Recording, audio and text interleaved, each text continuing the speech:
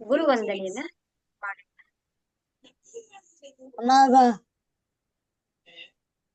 Start ಆದಾಗ ಸ್ವಲ್ಪ mute ಮಾಡ್ಕೊಂಡ್ಬಿಡೋಣ.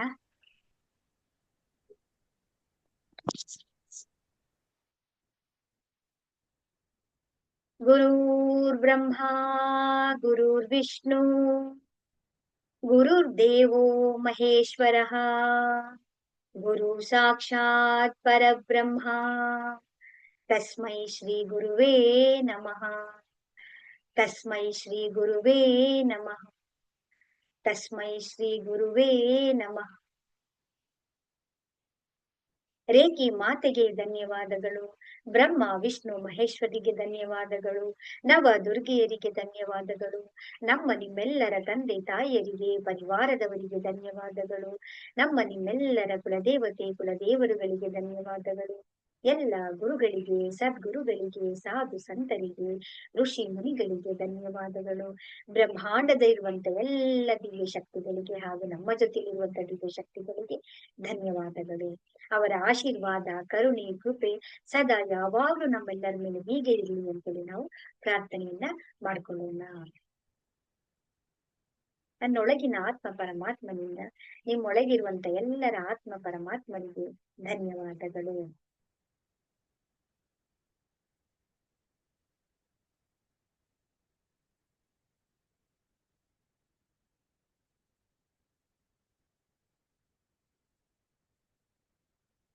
ವಿಡಿಯೋಸ್ಗಳನ್ನ on ಮಾಡ್ಕೊಳ್ಳಿ ಎಲ್ಲರೂ. ಸರಿ, ನಿನ್ನೆ ನಾವು ಚಕ್ರ ಧ್ಯಾನವನ್ನ ಹೇಗೆ ಮಾಡೋದು ಅಂತೇಳಿ ನಾವು ತಿಳ್ಕೊಂಡ್ವಿ, ಹೌದಲ್ವಾ?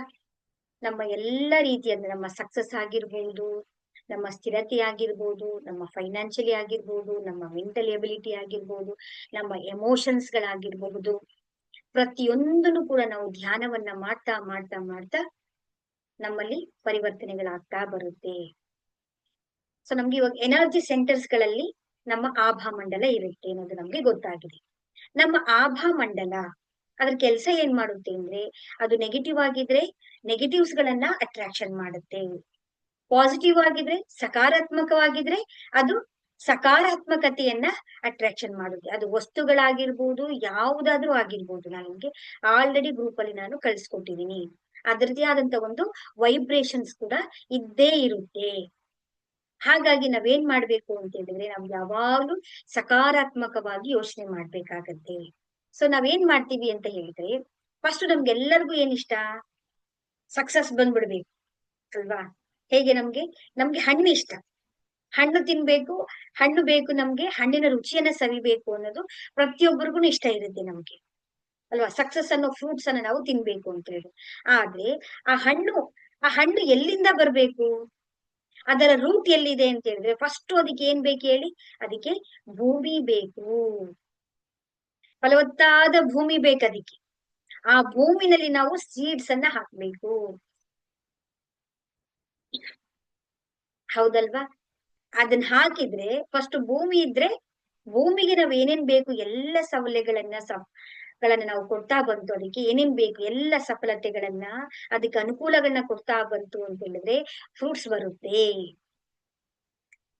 ಹೌದಲ್ವಾ? ಕಾಯ್ಬೇಕು, ಸ್ವಲ್ಪ ಪೇಶನ್ಸ್ ಇಂದ ಅಲ್ವಾ? ಅದ್ರ ಸಮಯಕ್ಕೆ ಅದು ಕೊಟ್ಟೇ ಕೊಡುತ್ತೆ ಫ್ರೂಟ್ಸ್ ಅನ್ನ. ಅಂದ್ರೆ ಅದು ಫ್ರೂಟ್ಸ್ ಕೊಡ್ಬೇಕು ಅಂದ್ರೆ ಏನ್ ಕಾರಣ ಹೇಳಿ? ಭೂಮಿಯ ಕಾರಣ. ಭೂಮಿ ಜೊತೆಗೆ ಸೆಕೆಂಡ್ ಯಾವ್ದಂದ್ರೆ ಸೀಡ್ಸ್. ನಾವು ಎಂತ ಬೀಜವನ್ನ ಹಾಕಿದೀವಿ, ಆ ಬೀಜದಂತೆ ನಮ್ಮ ಫಲ ನಮ್ಗೆ ಸಿಗುತ್ತೆ. ಹಾಗೆ ಅಲ್ವಾ? ಆಗ ನಾವು ಎಂಜಾಯ್ ಮಾಡ್ತೀವಿ. ನಾವು ಆ ಪೇಶನ್ಸ್ ಇರ್ಬೇಕು. ಈಗ ನಮ್ಮದೇನು, ನಮ್ಮ ಎಲ್ಲ ಸಕ್ಸಸ್ ಗಳಾಗಿರ್ಬೋದು, ನಿಮ್ಗೆ ಏನ್ ಬೇಕು ಅದಕ್ಕೆಲ್ಲ ಪಡ್ಕೊಳ್ಬೇಕು ಅಂದ್ರೆ ಮೇನ್ ಏನು ಅಂತ ಹೇಳಿದ್ರೆ, ಅದಕ್ಕೆ ಮೇನ್ ರೂಟ್ಸ್ ಏನು ಅಂತ ಹೇಳಿದ್ರೆ ನಮ್ಮ ಮನಸ್ಸು, ಹೌದಲ್ವಾ? ಅದಕ್ಕೆ ಹೇಗೆ ಹೇಳ್ಬೋದು ಅಂತ ಹೇಳಿದ್ರೆ ನೋಡಿ, ನಮ್ಮ ಶರೀರ, ಹೌದಲ್ವಾ? ನಮ್ಮ ಮನಸ್ಸು ಶರೀರ ಆತ್ಮ ಹೇಗಿರುತ್ತೆ ಅಂತ ಹೇಳಿದ್ರೆ, ನಮ್ಮ ಶರೀರ ನಮ್ಮ ಮನಸ್ಸು ಏನ್ ಹೇಳುತ್ತೆ? ನಮ್ಮ ಆಹಾರ, ಫಸ್ಟ್ ನಾವು ತಗೊಳ್ಳುವಂತಹ ಆಹಾರ ಅನ್ನ ಅಂತ ಹೇಳ್ತೀವಿ ನಾವು. ಅನ್ನ ಹೇಗಿರುತ್ತೋ ಹಾಗೆ ನಮ್ಮ ಮನ ಹೇಗಿರುತ್ತೋ ಹಾಗೆ ನಮ್ಮ ವಿಚಾರ, ನಮ್ಮ ವಿಚಾರ ಹೇಗಿರುತ್ತೋ ಹಾಗೆ ನಮ್ಮ ಆಚಾರ, ನಮ್ಮ ಆಚಾರ ಹೇಗಿರುತ್ತೋ ನಮ್ಮ ಕರ್ಮ, ಕೆಲಸ, ನಾವು ಹೇಗ್ ಕೆಲಸಗಳನ್ನ ಮಾಡ್ತಾ ಇರ್ತೀವೋ ಹಾಗೆ ನಮ್ಮ ಚರಿತ್ರೆ, ನಮ್ಮ ಕ್ಯಾರೆಕ್ಟರ್, ನಮ್ಮ ಕ್ಯಾರೆಕ್ಟರ್ ಹೇಗಿರುತ್ತೋ ಹಾಗೆ ನಮ್ಮ ಹವ್ಯಾಸ ಆಗ್ಬಿಡುತ್ತೆ.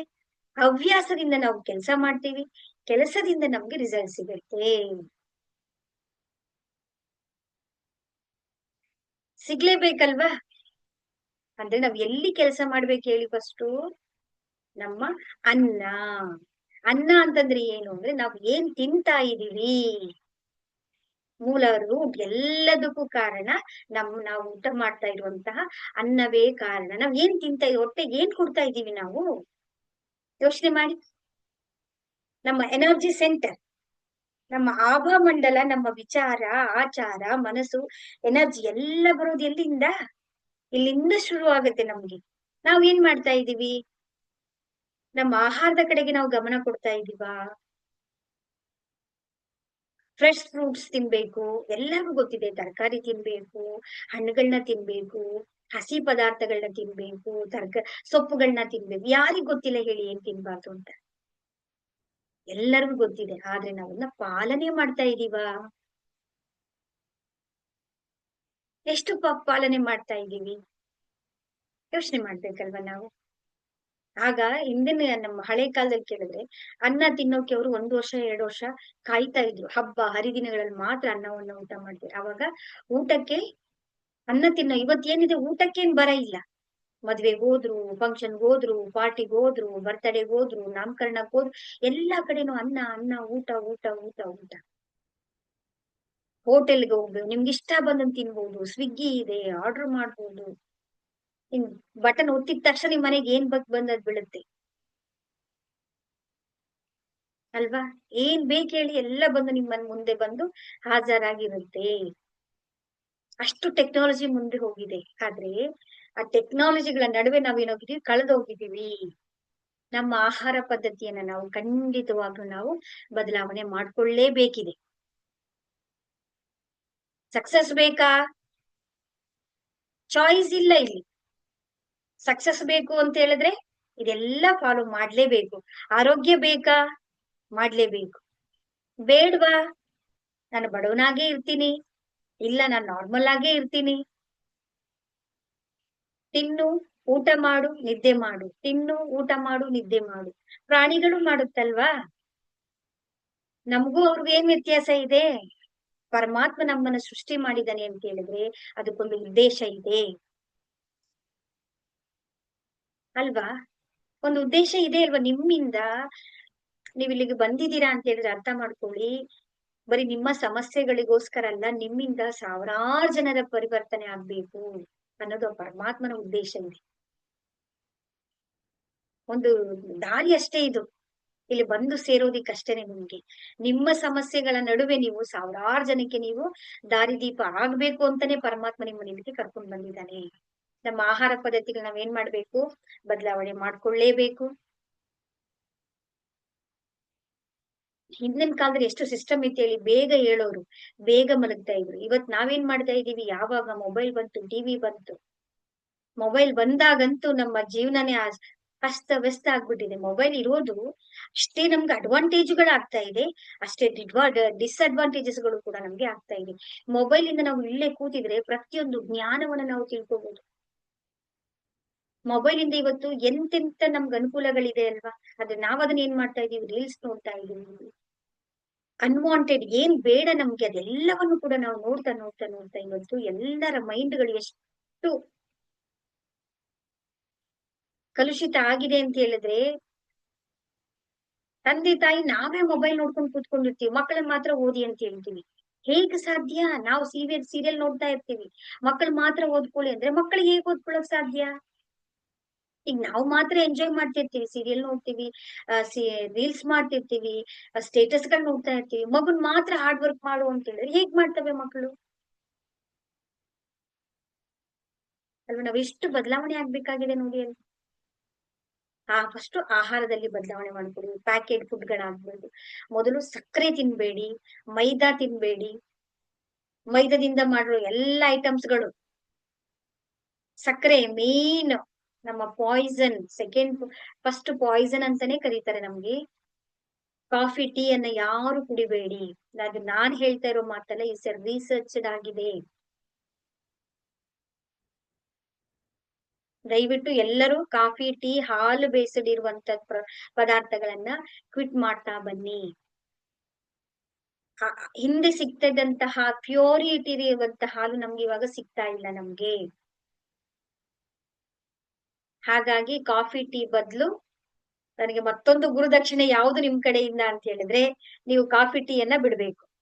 ಸ್ವಿಚ್ ಆನ್ ಆಗ್ಬೇಕಾಗಿರೋದು ಬ್ಲಾಕ್ ಟೀಗೆ, ತುಳಸಿ ಟೀಗೆ, ಗ್ರೀನ್ ಟೀಗೆ ನೀವೆಲ್ಲರೂ ಕೂಡ ಸ್ವಿಚ್ ಹಾಗೆ 21 ನಾನು ಏನ್ ಹೇಳ್ತೀನಲ್ವಾ ಅದನ್ನ ಪ್ರಯೋಗ ಮಾಡ್ಬೇಕು ನೀವು.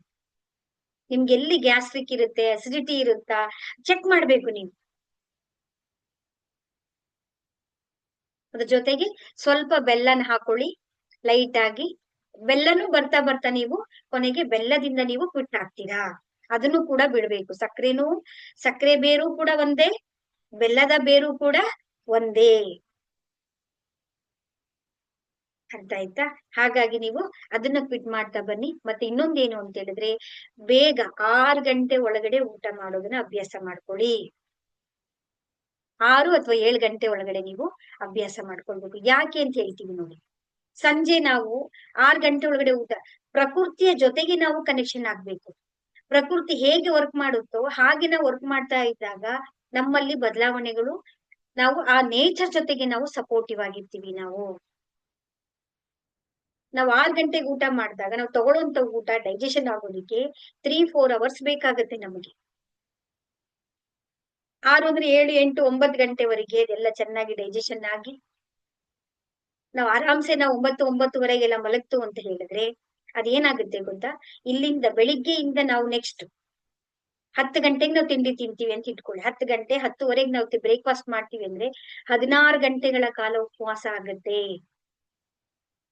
16 ಗಂಟೆಗಳ ಕಾಲ ನಾವು ಗ್ಯಾಪ್ ಕೊಡ್ತೀವಿ ನಾವು ಸ್ಟಮಕ್. ಯಾವಾಗ ಏನಾಗುತ್ತೆ ಅದು ಡೈಜೆಷನ್ ಆಗಿ ಬಾಡಿ ಅಬ್ಸರ್ವ್ ಮಾಡಿ ಅದು ಎಲಿಮಿನೇಟ್ ಆಗೋದಿಕ್ಕೆ, ತುಂಬಾ ಚೆನ್ನಾಗಿ ಅದು ಹೊರಗಡೆ ಬಂದು ಕ್ಲೀನ್ ಆಗೋದಿಕ್ಕೆ ನಮ್ಗೆ ಸಪೋರ್ಟ್ ಮಾಡುತ್ತೆ.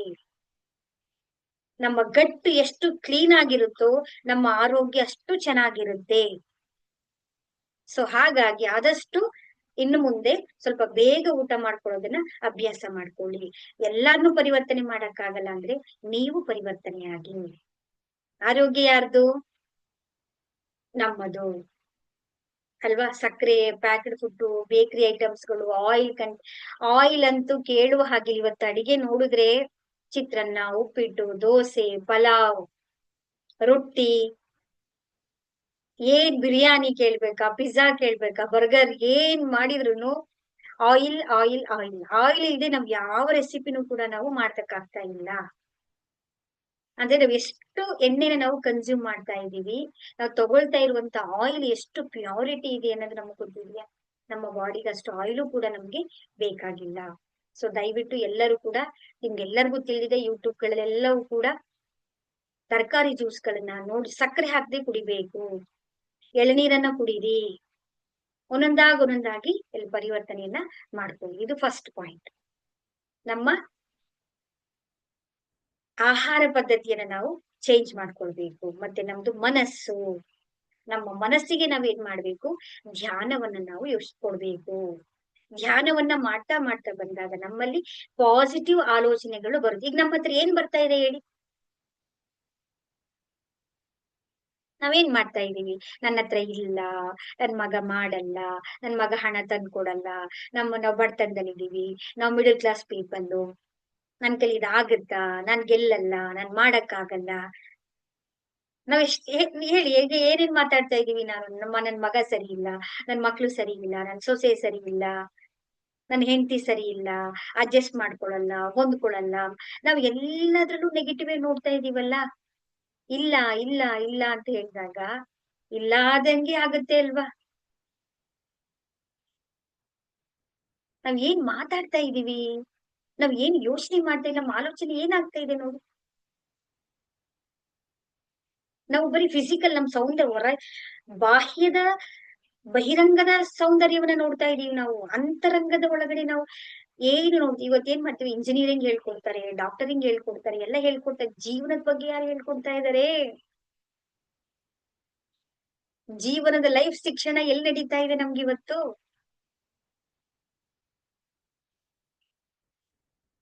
ಇದು ಜೀವನದ ಶಿಕ್ಷಣ ಇಲ್ದೇ ಇರೋದ್ರಿಂದ ಟಾಪ್ ಮೋಸ್ಟ್ ತಗೋ, ಇಡೀ ಕಾಲೇಜ್ಗೆ ಟಾಪ್ ಮೋಸ್ಟ್ ಇರ್ತಾರೆ, ಸೂಸೈಡ್ ಮಾಡ್ಕೊಳ್ತಾ ಇದಾರೆ.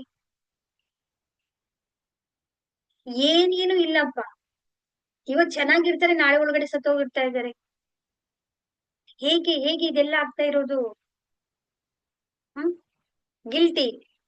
ಕಂಪ್ಯಾರಿಸನ್ ಜಾಸ್ತಿ ಅವ್ರು ಚೆನ್ನಾಗ್ ಕಾಣ್ತಾ ಇದಾರೆ, ನಾನು ಪಕ್ಕದ ಮನೆ ಹುಡುಗ ಚೆನ್ನಾಗ್ ಓದ್ತಿದ್ದೆ, ನನ್ನ ಮಗಳು ಚೆನ್ನಾಗ್ ಓದ್ತಾ ಇದ್ದ. ಪಕ್ಕದ ಮನೆಯವರು 100 ಮಾರ್ಕ್ಸ್ ತಗೊಂಡಿದ್ರೆ ನನ್ ಮಗಳು ತಗೊಂಡಿಲ್ಲ. ಎಲ್ಲಿಂದ ಎಲ್ಲಿಗೆ ಹೋಗ್ತಾ ಇದೀವಿ ನಾವು? ಪ್ರತಿಯೊಬ್ರು ಕೂಡ ಸೇಮ್ ಇಲ್ಲ ನಾವು. ಒಬ್ಬೊಬ್ರು ಯುನಿಕ್ ಆಗಿದ್ದಾರೆ. ನಾವ್ ಅದಕ್ ತಂದೆ ತಾಯಿಯಾಗಿ ನಾವ್ ಅರ್ಥ ಮಾಡ್ಕೊಳ್ಬೇಕು ನಾವು. ಈಗ ನಿಮ್ಗೆ ನಿಮ್ಗೆ ಇಷ್ಟ ಇಲ್ದಿರೋದ್ನ ಮಾಡಿ ಮಾಡಿ ಅಂತ ಹೇಳಿದ್ರೆ ನಿಮ್ಗೆ ಎಷ್ಟು ಸ್ಟ್ರೆಸ್ ಆಗುತ್ತೆ ಅಲ್ವಾ? ಮಕ್ಳಿಗೂ ಹಾಗೆ ಆಗ್ತಾ ಇದೆ ಅಲ್ವಾ? ಬಿಡಿ, ಅವ್ರಿಗೆ ಏನ್ ಇಷ್ಟ ಅನ್ನೋದನ್ನ ಮಾಡ್ಲಿ. ಇಷ್ಟಪಟ್ಟದನ್ನ ಮಾಡಿದ್ರೆ ಅವ್ರಿಗೆ ಟಯರ್ಡ್ ಅನ್ಸಲ್ಲ, ಖುಷಿ ಅನ್ಸಲ್ಲ, ಬಾಡಿಗೆ ಸ್ಟ್ರೆಸ್ ಅನ್ಸಲ್ಲ. ಎಲ್ಲರೂ ಡಾಕ್ಟರ್ ಆಗ್ಬೇಕು, ಎಲ್ಲರೂ ಇಂಜಿನಿಯರ್ ಆಗ್ಬೇಕು, ಎಲ್ಲರೂ ಇದೇ ಆಗ್ಬೇಕು ಅಂತ ಹೇಳಿದ್ರೆ ಉಳಿದ ಕೆಲಸ ಮಾಡೋರು ಯಾರು? ಅವ್ರ ಒಳಗಡೆ ಒಂದು ಆ ಟ್ಯಾಲೆಂಟ್ ಅನ್ನೋದೊಂದು ಇರುತ್ತಲ್ಲ, ಅದನ್ನ ನಾವು ಗುರ್ತಿಸ್ಬೇಕಲ್ವಾ? ಇದು ಒಂದಾಯ್ತು. ಅಂದ್ರೆ ನಾವು ನಮ್ಮ ಮೇಲೆ ನಾವೇನ್ ಮಾಡ್ತಿದೀವಿ, ಬೇರೆಯವ್ರನ್ನ ಹುಡುಕ್ತಾ ಇದೀವಿ. ಅವ್ರು ಸರಿ ಇಲ್ಲ, ಇವ್ರು ಸರಿ ಇಲ್ಲ, ನನ್ ಗಂಡ ಸರಿ ಇಲ್ಲ, ಮಕ್ಳು ಸರಿ ಇಲ್ಲ ಅಂತ. ನಮ್ಮ ಮೇಲೆ ನಾವು ಎಷ್ಟು ಕೆಲಸ ಮಾಡ್ತಾ ಇದ್ದೀವಿ? ಯಾಕೆ ಅಂತ ಹೇಳಿದ್ರೆ, ಈಗ ನಿಮ್ ಗಂಡನ್ ಕಂಟ್ರೋಲ್ ಮಾಡ್ಕೊಳಕ್ಕೆ ನಮ್ ಕೈಲಿ ಶಕ್ತಿ ಇದೆಯಾ? ಅವ್ರ ಪರ್ಸನ್ ಕಂಟ್ರೋಲ್ ಮಾಡಕ್ ಆಗುತ್ತಾ? ಪಕ್ಕದ ಮನೆಯವ್ರನ್ನ ಕಂಟ್ರೋಲ್ ಮಾಡಕ್ ಆಗುತ್ತಾ? ಎದುರುಗಡೆ ಮನೆ ಇರೋರ್ನ ಕಂಟ್ರೋಲ್ ಮಾಡಕ್ ಆಗುತ್ತಾ? ನಮ್ ರಿಲೇಟಿವ್ಸ್ ಗಳನ್ನ ಕಂಟ್ರೋಲ್ ಮಾಡಕ್ ಆಗುತ್ತಾ? ಎಷ್ಟು ಜನರ ಬಾಯಿ ಮುಚ್ಸಕ್ ಆಗತ್ತೆ ನಮ್ ಕೈಲಿ? ಯಾವ ಜನರನ್ನ ನೀವು ಸಮಾಧಾನ ಮಾಡ್ತೀರಾ ನೀವು? ನಾವು ಕೆಲಸ ಮಾಡ್ಬೇಕಿರೋದು ಯಾರ ಮೇಲೆ ಅಂತ ಹೇಳಿದ್ರೆ, ಅವ್ರು ಯಾರ ಮೇಲೂ ಅಲ್ಲ, ನಮ್ಮ ಮೇಲೆ ನಾವು ವರ್ಕ್ ಮಾಡ್ಬೇಕು.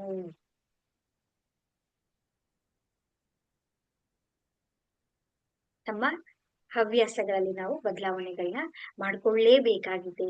ಆಗುತ್ತೆ ಅದಕ್ಕೆ ದಾರಿ ಏನು ಅಂದ್ರೆ, ನಾವು ಒಳ್ಳೆಯವ್ರ ಜೊತೆ ಇರ್ಬೇಕು, ಸತ್ಸಂಗದವ್ರ ಜೊತೆಗೆ ಇರ್ಬೇಕು ನಾವು. ನಿಮಗೆ ಯಾರು ದಾರಿಯನ್ನ ತೋರಿಸ್ತಾರೋ, ಯಾರು ದಾರಿ ದೀಪಗಳನ್ನ ಕರ್ಕೊಂಡು ಹೋಗ್ತಾರೋ ಅವ್ರ ಜೊತೆಗೆ ನೀವ್ ಇರ್ಬೇಕು ನೀವು, ಅಲ್ವಾ? ದ್ರೋಣಾಚಾರ್ಯ ಗುರುವನ್ನ ಆಯ್ಕೆ ಮಾಡ್ಕೊಂಡ, ಅರ್ಜುನ ಕೃಷ್ಣನನ್ನ ಆಯ್ಕೆ ಮಾಡ್ಕೊಂಡ, ಹೌದಲ್ವಾ? ಕರೆಕ್ಟ್ ಅಲ್ವಾ? ಯಾರಾದ್ರೂ ಅವರು ಗುರುಗಳನ್ನ ಆಯ್ಕೆ ಮಾಡ್ಕೊ, ಚಾಣಕ್ಯ ಗುರುವಿನ ರೂಪದಲ್ಲಿ ಬಂದ್ರು. ಅವರಿಂದ ಸಾಮ್ರಾಜ್ಯ ಹೇಗೆ ನಡೆದಿದೆ ಅಂದ್ರೆ, ನಮ್ಮನ್ನ ಯಾರು ದಾರಿದೀಪ ತೋರಿಸ್ತಾರೋ ಅವ್ರನ್ನ ನಾವು, ಅದೇ ನಮ್ಮ ನಮಗೆ ಏನ್ ಬೇಕು, ಅದಕ್ಕೆ ಅವ್ರು ಹೇಳೋದು ಏನ್ ಸಪೋರ್ಟ್ ಮಾಡ್ತಿದಾರೋ ಅನ್ನೋದನ್ನ 100% ನಾವು ಪಾಲನೆ ಮಾಡ್ತು ಅಂತ ಹೇಳಿದ್ರೆ ಡೆಫಿನೆಟ್ಲಿ ನಮ್ಮ ಜೀವನದಲ್ಲಿ ಬದಲಾವಣೆ ಆಗೇ ಆಗುತ್ತೆ.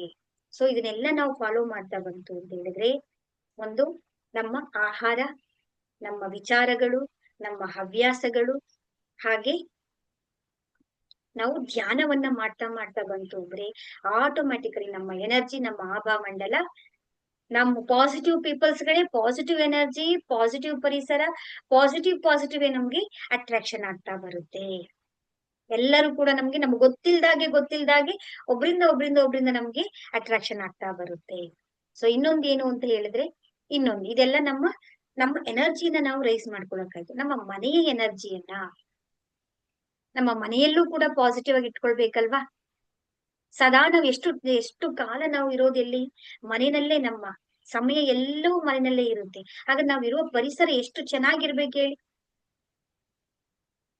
ನಮ್ಮ ಮನೆ ಹೇಗಿರ್ಬೇಕು ಅನ್ನೋ ಸ್ವರ್ಗ ಮಾಡ್ಕೊಳ್ಬೇಕು ನಾವು,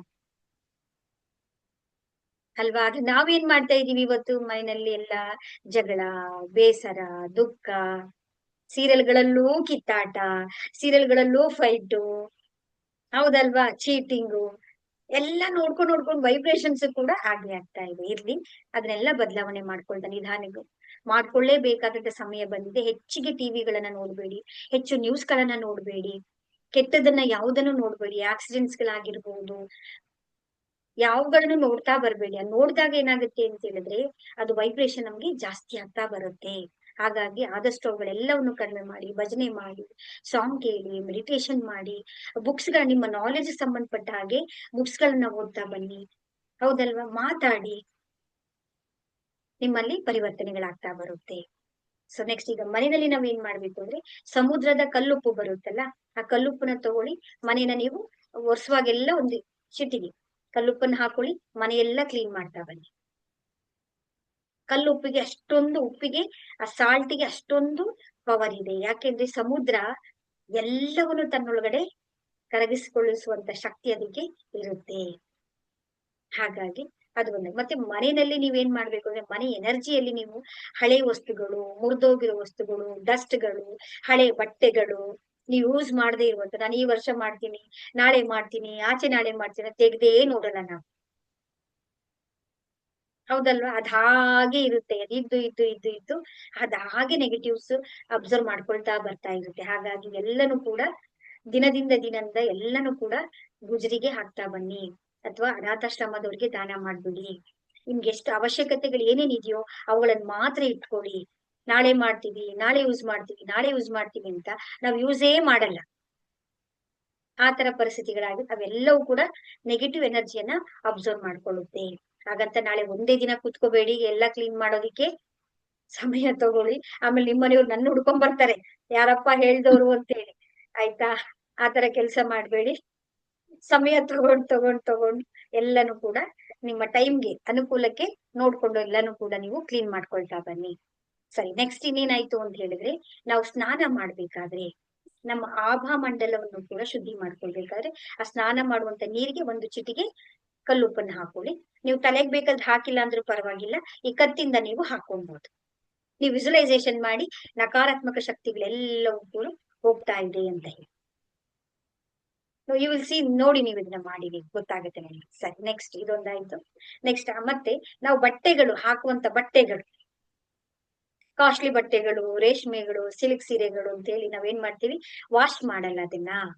ಪಾರ್ಟಿಗಳಿಗೆ ಹಾಕೊಳ್ತೀವಿ, ಫಂಕ್ಷನ್ಗಳು ಹಾಕೋ ಬಂದಿರ್ತೀವಿ, ಅದು ವಾಷಬಲ್ ಅಲ್ಲ ಅಂತ ಹೇಳಿ ಅದನ್ನ ಹಾಗೇ ತಂದು ನಾವು ಫೋಲ್ಡ್ ಮಾಡಿ ನೀಟಾಗಿ ಬೀರು ಒಳಗಡೆ ಇಟ್ಕೊಳ್ತೀವಿ.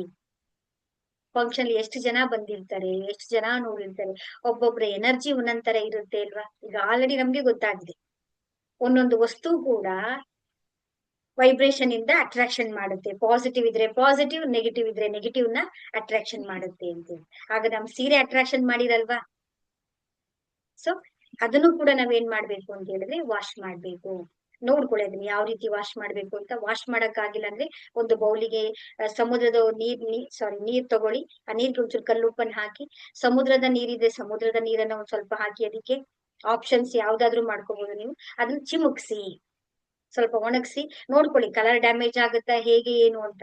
ಆಮೇಲೆ ನನ್ನ ಮೇಲೆ ಬ್ಲೇಮ್ ಮಾಡ್ಬೇಡಿ. ನೀವ್ ಹೇಳಿದ್ರಿ ನಂದು 1 ಲಕ್ಷ ಸೀರೆ ಹಾಳಾಯ್ತು ಮೇಡಮ್, ನೀವ್ 1 ಲಕ್ಷ ಸೀರೆ ಕೊಡಿ, ನಾನೆಲ್ಲಿಂದ ತಂದ್ಕೊಂಡ್ರಿ? ಒಬ್ಬೊಬ್ರಿಗೊಂದ್ 1 ಲಕ್ಷ ಸೀರೆ, 50,000 ಸೀರೆ ಅಂದ್ರೆ ನಾನು ಎಲ್ಲಿ ತಂದ್ಕೊಂಡ್ರಿ? ಪ್ಯಾಚ್ ಟೆಸ್ಟ್ ಮಾಡ್ಕೊಳ್ಳಿ, ನೋಡ್ಕೊಳ್ಳಿ. ಇಲ್ಲ ಅಂತ ಹೇಳಿದ್ರೆ ನೀರಲ್ಲಾದ್ರೂ ಅದ್ದಿ ಅದನ್ನ ಒಣಗಿಸಿ ನೀವು ಇಟ್ಕೊಳ್ಳಿ. ಹಾಗೆ ಯಾವುದೇ ಬಟ್ಟೆಗಳನ್ನ ನೀವು ಒಳಗಡೆ ನಿಮ್ಮ ಬೀರುನಲ್ಲಿ ನೀವು ಇಟ್ಕೊಳ್ಬೇಡಿ.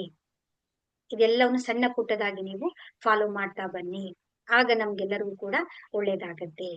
ನೆಕ್ಸ್ಟ್ ಜ್ಯೋತಿ ಅವ್ರು ಹೇಳಿದ್ರು, ಸಮ್ ಟೈಮ್ ನಮ್ಗೆ ದೃಷ್ಟಿ ಆಗ್ಬಿಡುತ್ತೆ. ನಾವು ನೆನ್ನೆ ಜ್ಯೋತಿ ಅವರು ನನಗೆ ತುಂಬಾ ಹೆಡೇಕ್ ಆಗ್ತಾ ಇದೆ ಅಂತ ಹೇಳ್ತಾ ಇದ್ರು. ಸಿಂಪಲ್ ಆಗಿ ಒಂದು ಟೆಕ್ನಿಕ್ ಅನ್ನ ಹೇಳ್ಕೊಡ್ತೀನಿ, ತುಂಬಾ ಜನಕ್ಕೆ ಗೊತ್ತಿದೆ ಅದು. ದೃಷ್ಟಿ ಆಗ್ಬಿಡುತ್ತೆ, ಅಥವಾ ಹೊರಗಡೆ ಹೋಗಿರ್ತೀವಿ, ಟಯರ್ಡ್ ಆಗುತ್ತೆ, ಸಡನ್ ಆಗಿ ನಮ್ಗೆ ಜ್ವರ ಬಂದಿರುತ್ತೆ ಅಂತ ಹೇಳಿದಾಗ ನಾವೇನ್ ಮಾಡ್ಕೊಳ್ಬೇಕು ಅಂತ ಹೇಳಿದ್ರೆ, ಒಂದು ಬೌಲಿಗೆ ಸ್ವಲ್ಪ ಒಂದು 5 ಕಾಳು 6 ಕಾಳಷ್ಟು ಉಪ್ಪಿನ ಕಾಳೆಯನ್ನು ಹಾಕಿ ಆ ನೀರನ್ನ ಇಟ್ಕೊಳ್ಳಿ ಒಂದ್ ಕಡೆ. ಇನ್ನೊಂದ್ ಕಡೆ ಉಪ್ಪಿನ ಪ್ಯಾಕೆಟ್ ಅನ್ನ ಇಟ್ಕೊಳ್ಳಿ. ನೀವು ನಿಮ್ಗೆ ಗೊತ್ತಿರುವಂತ ಎಲ್ಲ, ಈಗ ರೇಖಿನ ಕಲ್ತ್ಕೊಳ್ತೀರಿ, ನೀವು ಸಿಂಬಲ್ ಗಳೆಲ್ಲ ಕಲ್ತ್ಕೊಳ್ತೀರಾ. ಅದೇ ರೇಖಿ ಮಾತೆಯನ್ನ ಆಹ್ವಾನ ಮಾಡಿ ಹೇಳ್ಕೊಡ್ತೀನಿ ನಾಳೆ ಕ್ಲಾಸ್ ಅಲ್ಲಿ ಯಾವ ರೀತಿ ಮಾಡ್ಬೇಕು ಅಂತ ಹೇಳಿ. ಈ ರೀತಿ ಕೈಗಳಿಗೆಲ್ಲ ಚಾರ್ಜ್ ಮಾಡ್ಕೊಂಡು ಆಹ್ವಾನ ಮಾಡ್ಕೊಂಡು ಎಲ್ಲ ಇಟ್ಕೊಂಡು, ಸ್ವಲ್ಪ ನೀವು ಕಲ್ಲುಪ್ಪನ್ನ 1-2 ಕಾಳು, ಈ ಕೈಲಿ 2, ಈ ಕೈಲಿ 2 ಕೈಲಿ ಇಟ್ಕೊಳ್ಳಿ.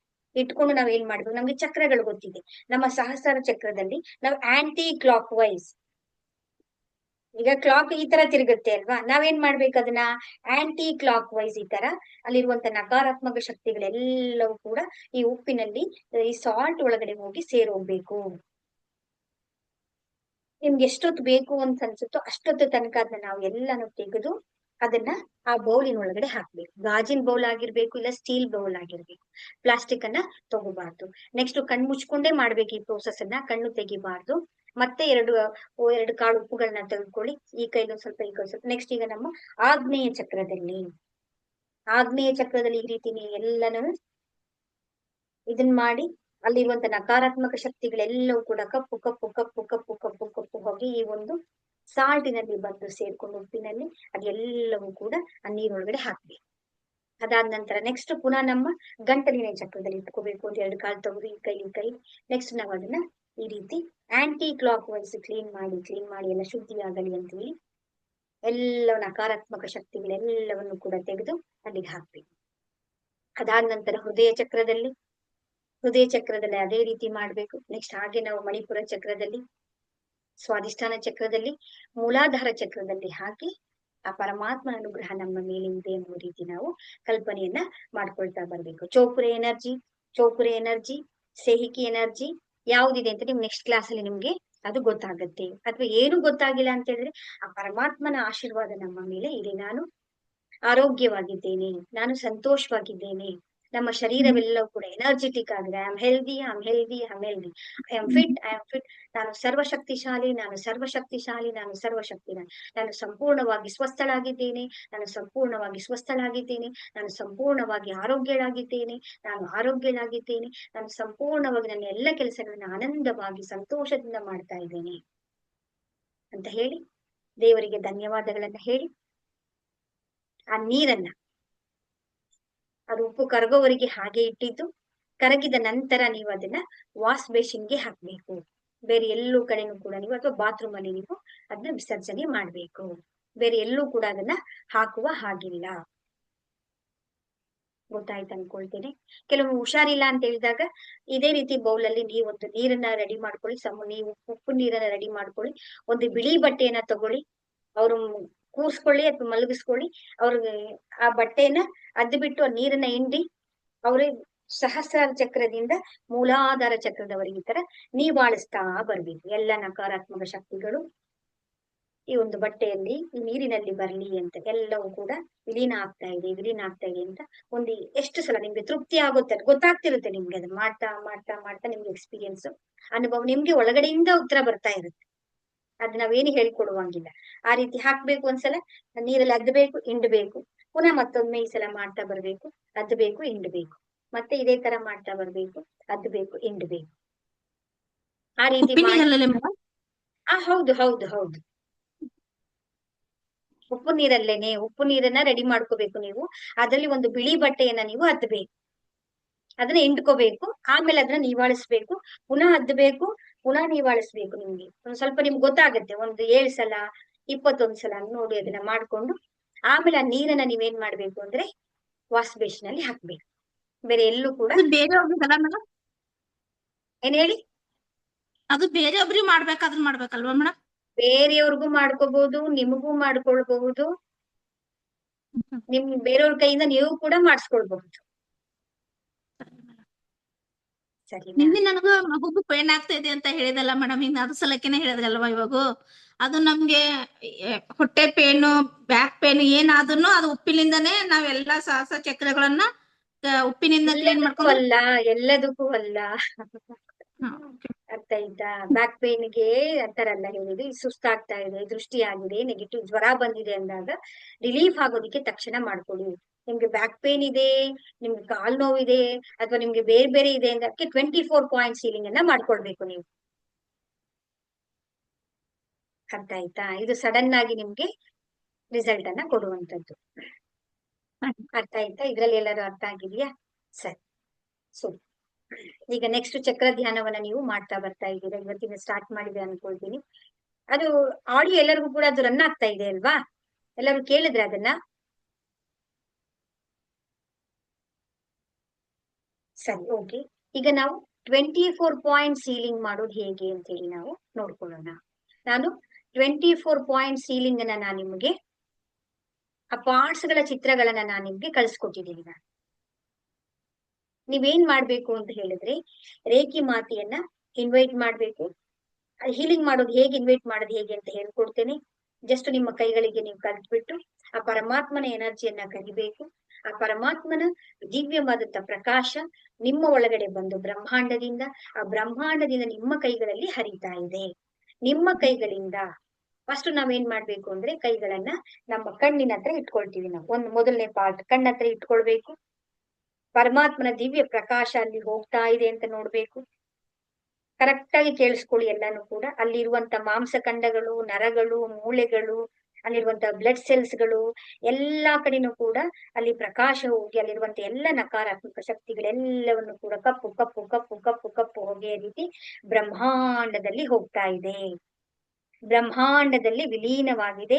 ಅಲ್ಲಿ ಕಣ್ಣಿನಲ್ಲಿ, ಕಣ್ಣಿನ ರೆಪ್ಪೆನಲ್ಲಿ, ಕಣ್ಣು ಗುಡ್ಡೆಗಳಲ್ಲಿ, ಮಾಂಸಖಂಡಗಳೆಲ್ಲವೂ ಕೂಡ ಪರಮಾತ್ಮನ ದಿವ್ಯ ಚೈತನ್ಯದಲ್ಲಿ ಸ್ಥಾಪನೆಯಾಗಿದೆ. ಪ್ರಕಾಶ ಪ್ರಕಾಶ ಪ್ರಕಾಶ ಪ್ರಕಾಶ ದಿವ್ಯಮಯವಾದಂತ ಪರಮಾತ್ಮನ ದಿವ್ಯ ಶಕ್ತಿಯಲ್ಲಿ ಸ್ಥಾಪನೆಯಾಗಿದೆ. ಈ ರೀತಿ ನಾವು ಹಾಗೆ ಇಟ್ಕೊಂಡಿರ್ಬೇಕು. ಅದಾದ ನಂತರ ನಿಧಾನವಾಗಿ ಒಂದು ಕೈಯನ್ನ ನಾವು ಕಿವಿಗಳ ಹತ್ರ ತರಬೇಕು. ಆ ನಂತರ ಮತ್ತೊಂದು ಕೈಯನ್ನ ಕಿವಿ ಹತ್ರ ತರಬೇಕು. ಗಮನ ಇಟ್ಟು ಕೇಳಿಸ್ಕೋಬೇಕು. ನೀವು ಮತ್ತೆ ಮತ್ತೆ ನನಗೆ ಕೇಳ್ತೀರಾ ನೀವು. ಅದಕ್ಕೆ ಕ್ಲಾಸ್ ಅಲ್ಲಿ ಗಮನ ಇಟ್ಟು ಒಂದೊಂದು ಕೈಯನ್ನ ನಿಧಾನಕ್ಕೆ ತಂದು ಆ ಪರಮಾತ್ಮನ ದಿವ್ಯ ಪ್ರಕಾಶ ಅಲ್ಲಿ ಹೋಗ್ತಾ ಇದೆ. ಬ್ರಹ್ಮಾಂಡದಿಂದ ಬಂದಂತ ಪ್ರಕಾಶ ನಿಮ್ಮ ಕೈಗಳ ಮುಖಾಂತರ ಕೈಗಳಿಂದ ನಿಮ್ಮ ಕಿವಿಗಳ ಹತ್ರ ಹೋಗ್ತಾ, ಅಲ್ಲಿ ಕರ್ಣಗಳಿರ್ಬಹುದು, ತಮಟೆಗಳಿರ್ಬಹುದು, ಅಲ್ಲಿರುವಂತ ಎಲ್ಲ ಪಾರ್ಟ್ಗಳಲ್ಲಿ, ಸಣ್ಣ ಸಣ್ಣ ಅಂಗಗಳಲ್ಲಿ, ಮಸಲ್ಸ್ ಗಳಲ್ಲಿ, ಮೂಳೆಗಳಲ್ಲಿ, ಮಾಂಸಖಂಡಗಳೆಲ್ಲವೂ ಕೂಡ ಅಲ್ಲಿರುವಂತ ಎಲ್ಲ ನಕಾರಾತ್ಮಕ ಶಕ್ತಿಗಳೆಲ್ಲವೂ ಕೂಡ ಶುದ್ಧಿ ಆಗ್ತಾ ಇದೆ. ಕಪ್ಪು ಕಪ್ಪು ಕಪ್ಪು ಕಪ್ಪು ಹೊಗೆಯ ರೀತಿ ಬ್ರಹ್ಮಾಂಡದಲ್ಲಿ ವಿಲೀನ ಆಗ್ತಾ ಇದೆ. ಅಲ್ಲಿ ಪರಮಾತ್ಮನ ದಿವ್ಯ ಚೈತನ್ಯ ಸ್ಥಾಪನೆ ಆಗ್ತಾ ಇದೆ. ಹಾಗೆ ನೋಡ್ತಾ ಬರ್ಬೇಕು. ಅದಾದ ನಂತರ ನಾವು ನೆಕ್ಸ್ಟ್ ಒಂದು ಕೈಯನ್ನ ನಮ್ಮ ಫೋರ್ಹೆಡ್ ಹತ್ರ ತರಬೇಕು. ನೆಕ್ಸ್ಟ್ ಇನ್ನೊಂದು ಕೈಯನ್ನ ನಾವು ಫೋರ್ಹೆಡ್ಗೆ ತರಬೇಕು. ಈ ರೀತಿ 24 ಶರೀರದ ಭಾಗಗಳಿಗೆ ನಾವು ಹೀಲಿಂಗ್ ಅನ್ನ ಮಾಡ್ತಾ ಬರ್ಬೇಕು. ಒಂದೊಂದು ಪಾರ್ಟ್ಗೆ ನಾವು ಮಿನಿಮಮ್ ಅಂದ್ರೆ 3 ನಿಮಿಷ ನಾವು ಹೀಲಿಂಗ್ ಕೊಡ್ಬೇಕು. ಅರ್ಥ ಆಯ್ತಾ? ಈ ತರ ಮಾಡ್ಬೇಕು ಅಂತ ಹೇಳಿದ್ರೆ 1 hour ಬೇಕಾಗುತ್ತೆ. ಸೊ ಹಾಗಾಗಿ ನಾನು ನಿಮ್ಗೆ ಏನ್ ಮಾಡಿದೆ ಅಂದ್ರೆ ನಿಮ್ಗೆ ಮ್ಯೂಸಿಕ್ ಅನ್ನ ಕಳ್ಸಿಕೊಟ್ಟಿದೀನಿ. ಅದ್ರ ಆಡಿಯೋನ್ನ ಹಾಕೊಳ್ಳಿ, ಪಾರ್ಟ್ಗಳು ಮಾಡ್ಕೊಳ್ಳಿ. ಯಾಕಂದ್ರೆ ನಿಮ್ಗೆ ಸಮಯದ ಅಭಾವ ಇರೋದ್ರಿಂದ ದಿನಕ್ಕೆ ನೀವು 6 ಪಾರ್ಟ್ ಮಾಡ್ಕೊಳ್ತೀರಾ, 12 ಪಾರ್ಟ್ಗಳು ಮಾಡ್ಕೊಳ್ತೀರಾ, ಅಥವಾ 24 ಪಾರ್ಟ್ಗಳನ್ನ ಮಾಡ್ಕೊಳ್ತೀರಾ. ನಿಮ್ಮ ಸಮಯಕ್ಕೆ ಅನುಗುಣವಾಗಿ ನೀವು ಹೀಲಿಂಗ್ ಅನ್ನ ಮಾಡ್ಕೊಳ್ತಾ ಬರ್ಬೇಕು. ಕೊನೆಗೆ ನೀವು ಧನ್ಯವಾದಗಳನ್ನ ಹೇಳ್ಬೇಕು. 6 ಆದ್ರೂ ಮಾಡ್ಕೊಳ್ಳಿ, 3 ಪಾರ್ಟ್ಸ್ ಆದ್ರೂ ಮಾಡ್ಕೊಳ್ಳಿ, 12 ಪಾರ್ಟ್ಸ್ ಆದ್ರೂ ಮಾಡ್ಕೊಳ್ಳಿ. ನಿಮ್ಮ ಸಮಯಕ್ಕೆ ಅನುಗುಣವಾಗಿ ನೀವು ಮಾಡ್ಕೊಳ್ತಾ ಬರ್ಬೇಕು. ಈಗ ನಿಮ್ಗೆ ಈಗ ಹೊಟ್ಟೆ ನೋವು ಬರ್ತಾ ಇದೆ ಅಂದ್ರೆ ಮಣಿಪುರ ಚಕ್ರದಲ್ಲಿ ನೀವು ಕೈಗಳನ್ನ ಇಟ್ಕೋಬೇಕು.